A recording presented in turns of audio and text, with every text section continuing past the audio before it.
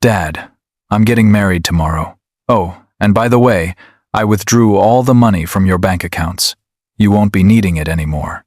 She didn't know that the house she'd just sold for $440,000 wasn't actually mine. If you're enjoying this story, please hit the like button and drop a comment telling me which city you're listening from. It helps more people find these stories. My name is Collins Hill. I'm 60 years old, and I live in Mesa, Arizona. For 37 years, I worked as an insurance adjuster, methodical work that taught me to read people, verify facts, and never assume anything. I raised my daughter Lilian alone after my wife passed when Lilian was 8. I gave that girl everything.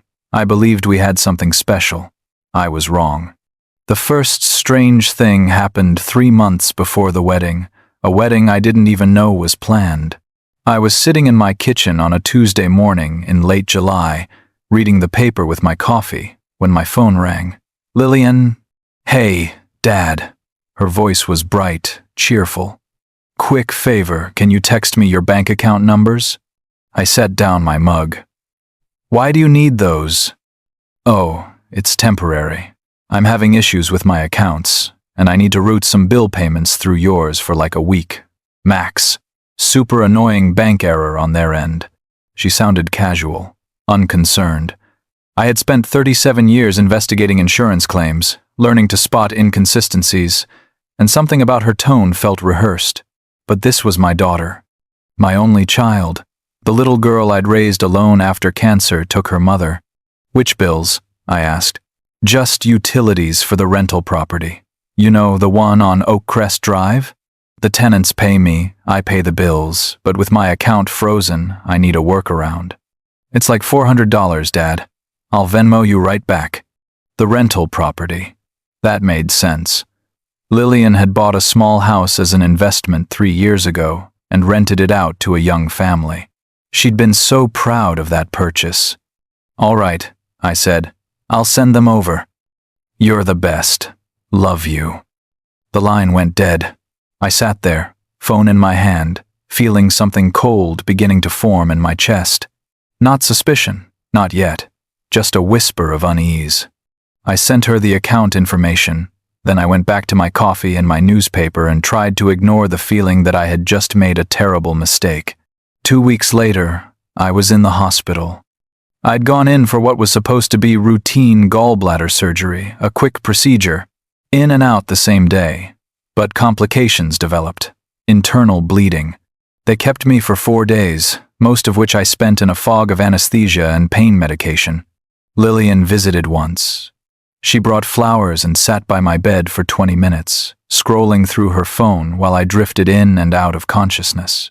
Before she left, she leaned down and kissed my forehead. "Feel better, Dad," she'd said. "I'll handle everything while you're recovering." I remember nodding. I remember her perfume, something floral and expensive. I don't remember signing anything.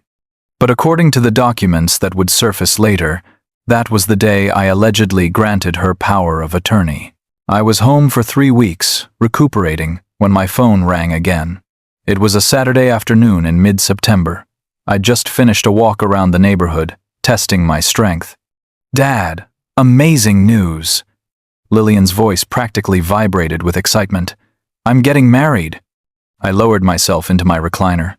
"Married? To whom?" "Brandon. You met him, remember? At that barbecue last spring?" I didn't remember. I vaguely recalled her mentioning someone named Brandon a few months back, but I'd never met the man. "When's the wedding?" I asked. "Tomorrow. I know. It's super last minute. We just decided we didn't want to wait. It's going to be intimate, just close family and friends, at the resort in Scottsdale. You'll come, right?" Tomorrow. She was getting married tomorrow, and I was finding out today. "Of course," I heard myself say. "I wouldn't miss it." "Perfect. Oh, and Dad, one more thing. I withdrew all the money from your bank accounts. You won't be needing it anymore." The world stopped. "What?" "I mean, you're 60, you're retired, you have the house. I'm starting a new life, and Brandon and I need capital for the wedding, the honeymoon, our future. I figured you'd want to help. You always said family comes first, right? My hands started shaking. Lilian, how much money are we talking about? I don't know, like $350,000? Something like that. Anyway, I've got to run. Dress rehearsal. See you tomorrow at 2. Love you. She hung up. I sat in my recliner, phone still pressed to my ear, listening to dead air. My hands were shaking so hard I nearly dropped it. $350,000. 37 years of careful saving, every bonus, every tax return, every dollar I'd set aside so I'd never be a burden to anyone in my old age. Gone. Not anger, not yet. Something colder spread through my chest, settling into my bones like frost. I called my bank immediately. The fraud department confirmed it. 7 wire transfers over the past 2 weeks, each one authorized with my account information and what appeared to be my electronic signature.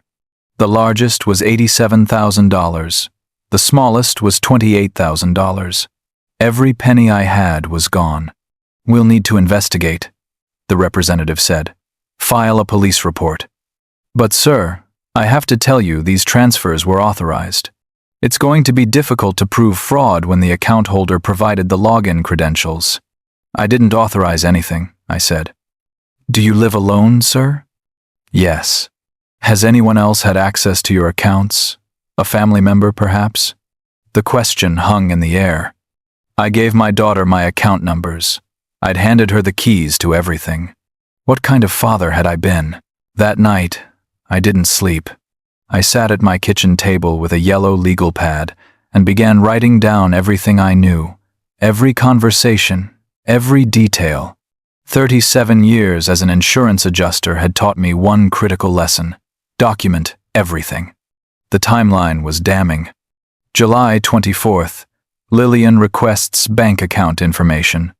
August 12th to 14, I'm hospitalized for gallbladder surgery. August 14th, alleged power of attorney signed while I was under sedation. September 1st to 14, 7 wire transfers totaling $350,000. September 15th, Lilian announces wedding and confirms she took the money. As I wrote, something else nagged at me. Something she'd said during that first phone call. The rental property, the one on Oak Crest Drive. I stood up and walked to my filing cabinet. I kept meticulous records, every deed, every title, every piece of paper related to my assets. My real home, the one I'd lived in for 23 years, was held in a family trust I'd established after my wife died. It was protected, legally separate from my personal assets. But Oak Crest Drive. I pulled out the folder. Oak Crest Drive was Lilian's property. She'd bought it 3 years ago with a down payment I'd given her as a birthday gift. The deed was in her name. The mortgage was in her name. I had nothing to do with that house except that I'd helped her buy it. So why had she mentioned it when asking for my bank information? I grabbed my laptop and logged into the county assessor's website. I typed in the Oak Crest Drive address. The property had sold 4 days ago. Sale price, $440,000. My stomach turned. I pulled up my own property next. The family trust home, still listed under the trust. No recent transactions. I started laughing, softly at first, then louder, until tears rolled down my cheeks. Lilian had stolen my money. She'd forged documents. And in her greed and arrogance, she'd sold the wrong house. She thought she'd sold my home. She had no idea the house she liquidated was her own rental property, the one with tenants still living in it under a valid lease. Sunday morning, I put on my best suit and drove to Scottsdale. The wedding was being held at a luxury resort with white roses and crystal everywhere. The kind of venue that costs $50,000 minimum. I wondered how much of my $350,000 had paid for it. I sat in the back row and watched my daughter marry a man I'd never met. She looked beautiful in a designer gown. Brandon looked nervous, fidgeting with his cufflinks. When the officiant asked if anyone objected, I stayed silent. This wasn't the place.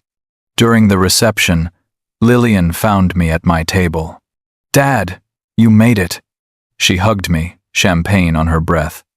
"Isn't this amazing? Brandon's family is so generous. His parents paid for everything." I smiled. "It's lovely, sweetheart. Congratulations. Thanks for understanding about the money thing. I knew you'd want to support us." "Of course," I said. "Family comes first." She squeezed my hand and disappeared back into the crowd of guests I didn't recognize. I left before the cake was cut. Monday morning, I called Martin Green. Martin was an attorney I'd worked with during my insurance days, a sharp, no-nonsense lawyer who specialized in estate fraud and elder financial abuse.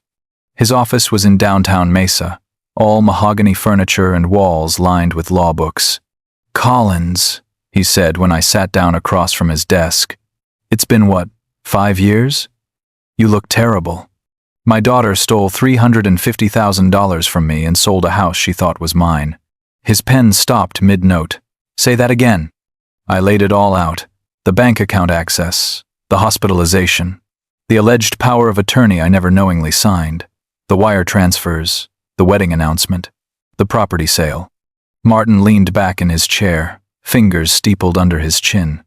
"You said she sold a rental property that's in her name?" "Yes. Oak Crest Drive. It has tenants. They've been living there for 18 months under a 2-year lease.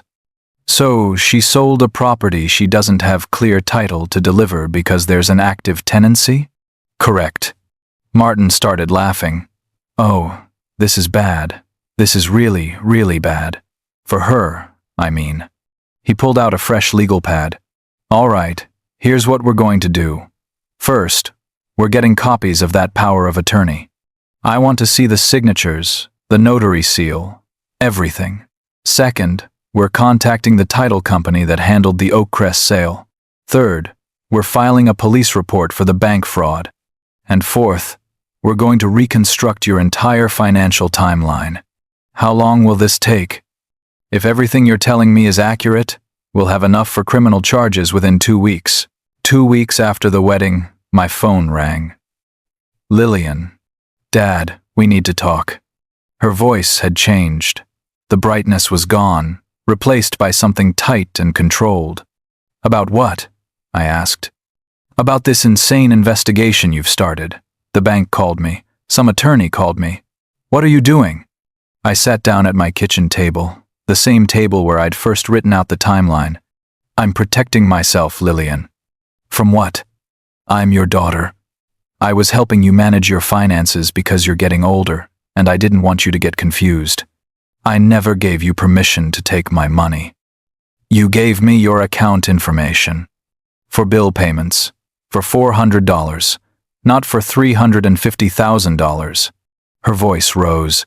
"Dad, you're 60 years old. You're retired. You don't need all that money just sitting there. Brandon and I are building a life. We have plans. We need capital." Something cold and absolute settled over me. "You stole from me," I said quietly. "You forged a power of attorney while I was in the hospital. You sold a house that wasn't yours to sell. And now you're trying to gaslight me into believing I'm the one who's confused. I did not forge anything. You signed those papers. You just don't remember because of the medication. The notary seal was fake, Lilian." The line went silent. "What?" "The notary commission number doesn't exist. Martin verified it with the state, which means every signature on those documents is fraudulent." I could hear her breathing. Fast, shallow breaths. "This is ridiculous," she finally said. "You're being paranoid. The medication from your surgery must have affected your memory. Dad, please, think about what you're doing. Think about our relationship. Think about—" "I am thinking about it," I said. "That's the problem." "What's that supposed to mean?" "It means I spent 37 years raising you alone. I gave you everything. I paid for your college. I helped you buy that rental property. I thought we had something real. And the moment you saw an opportunity, you didn't hesitate to destroy me." "Destroy you? Oh my God, you're being so dramatic. I borrowed some money."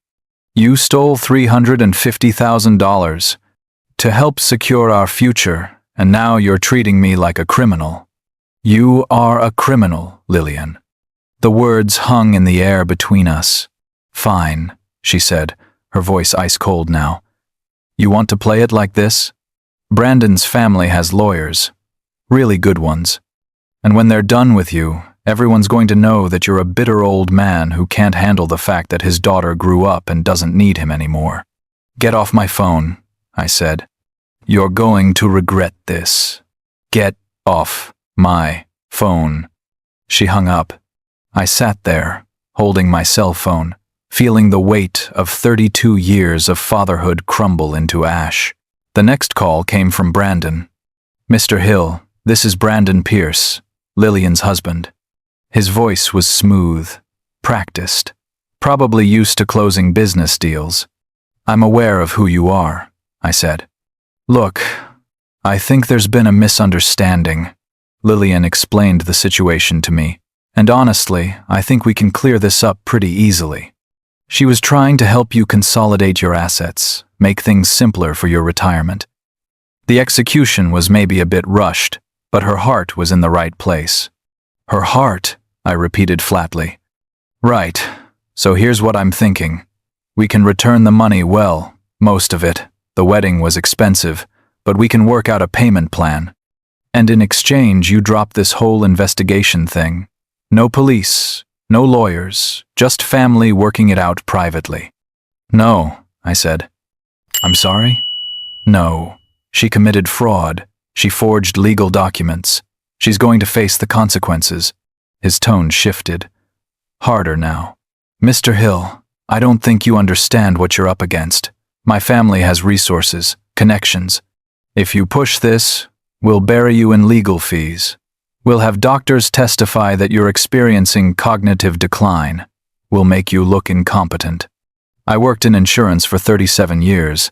I said, I know what fraud looks like. I know how to document it. And I have every email, every bank statement, every forged signature. Your threats don't scare me. This is going to destroy your relationship with your daughter. My daughter destroyed that relationship when she stole from me. I hung up. 3 weeks later, the Mitchells, the couple who'd bought the Oakcrest Drive property, joined the case. They'd discovered the tenancy issue when they tried to take possession of the house. The tenants, a young family with 2 kids, had produced their valid lease agreement and refused to leave. The Mitchells couldn't move in. They couldn't rent it out. They were stuck paying a mortgage on a house they couldn't use for 8 more months.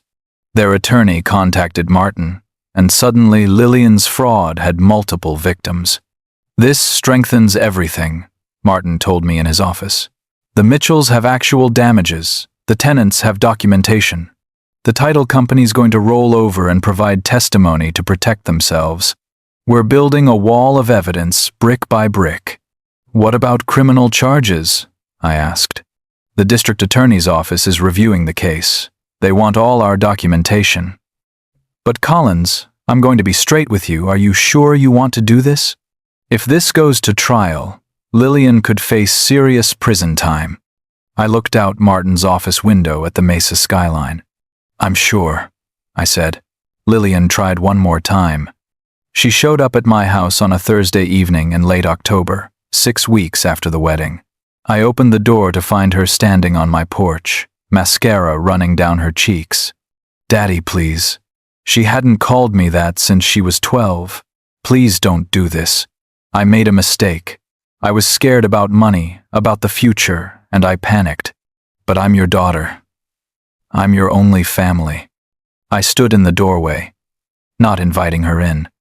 You stole from me, Lilian. I know I did. And I'm sorry.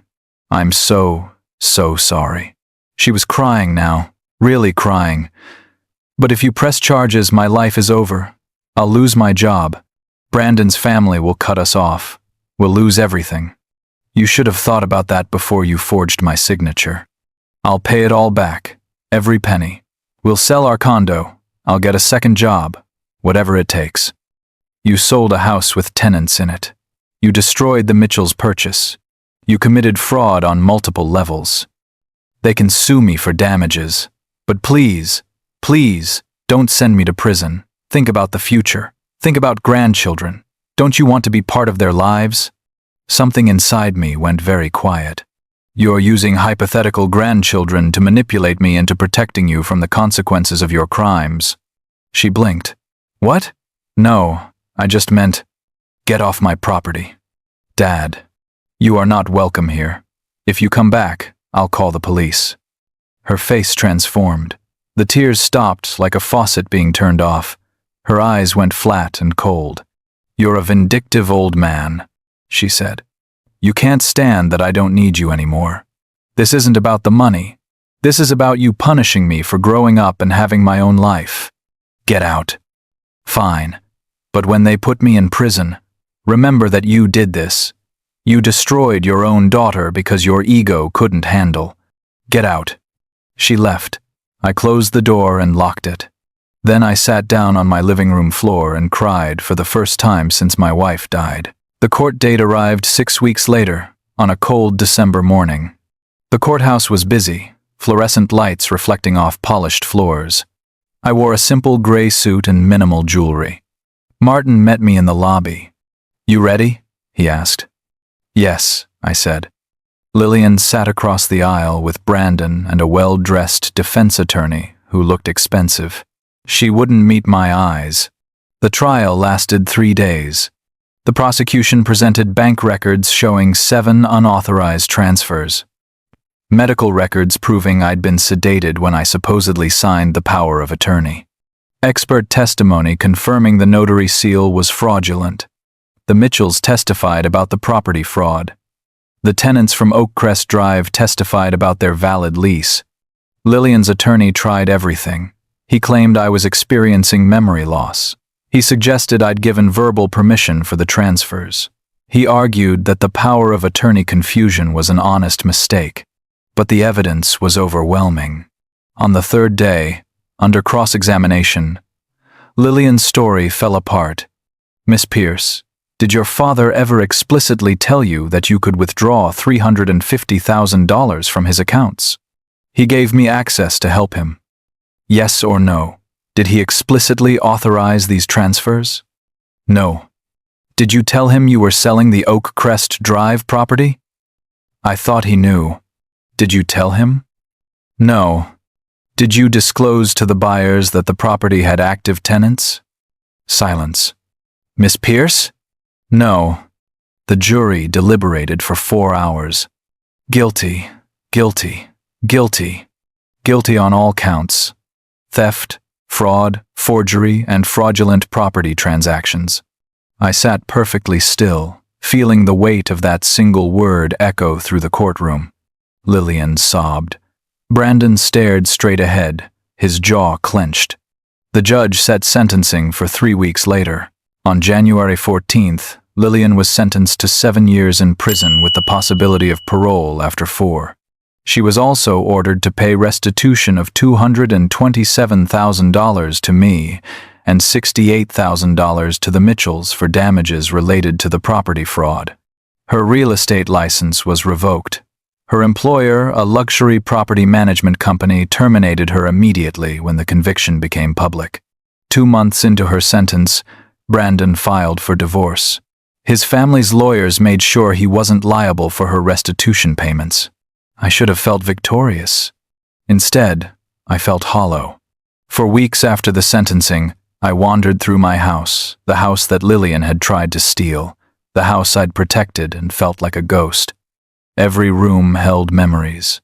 The kitchen, where I'd taught her to make pancakes. The living room where we'd watched movies together after her mother died. The backyard where I'd pushed her on the swing set. What kind of man prosecutes his own daughter? The question haunted me. But slowly, something else emerged. Not quite peace, but understanding. I hadn't destroyed Lilian. She'd destroyed herself. I had simply refused to be complicit in my own destruction. 6 months after the trial, I did something I never expected. I started a consulting service called Safeguard Senior Solutions. The mission was simple: help older adults protect themselves from financial abuse by family members.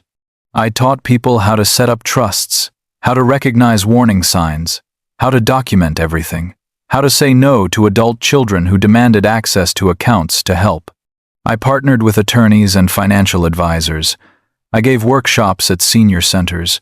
I wrote articles for retirement magazines. My pain became purpose. One evening, I received an email from a woman in Phoenix. Her son had been pressuring her to sign over her house. She'd attended one of my workshops and learned about family trusts, power of attorney protections, and the red flags I'd missed. "You saved my home," she wrote. "You saved my future. Thank you." I read that email 3 times. Then I got back to work. Looking back now, 3 years later, I understand what happened. I raised Lilian to believe that family was everything, that we protect each other no matter what, that love means sacrifice. But I forgot to teach her the other half of that equation: respect, integrity, boundaries. Love without respect is worthless. Family without integrity is meaningless. Lilian didn't see me as a father. She saw me as a resource to be exploited when convenient and discarded when costly. And the hardest truth I've learned is this: protecting yourself from people who harm you, even if they're your own children, isn't selfish. It's survival.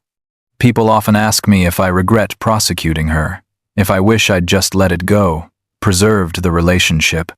My answer is always the same. She didn't steal money from a stranger. She stole from her father while he was recovering from surgery.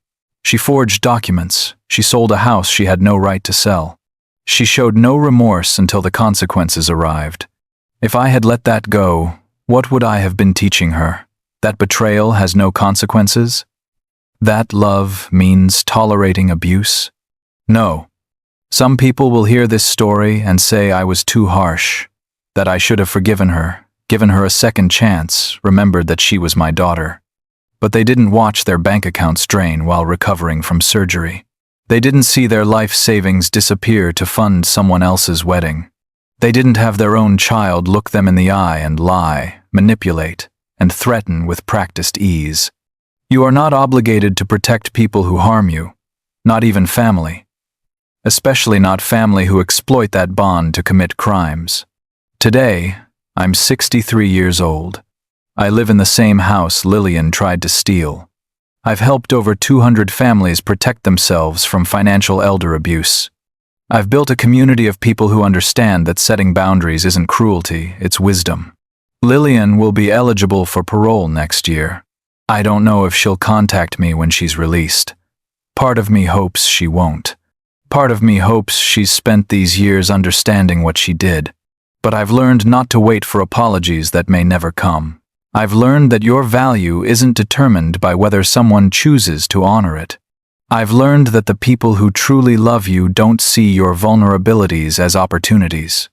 And I've learned that, sometimes, the most loving thing you can do for yourself and for them is to let the consequences teach the lessons you never could. If you've made it this far, thank you for listening. If you're facing something similar, know this: you're not alone. You're not crazy. You're not cruel for protecting yourself. You're just finally putting yourself first. And that, after everything, is what survival looks like. What would you do if your own child betrayed you like this? Let me know in the comments. And if this story resonated with you, please share it. Someone else might need to hear it. Thank you for listening.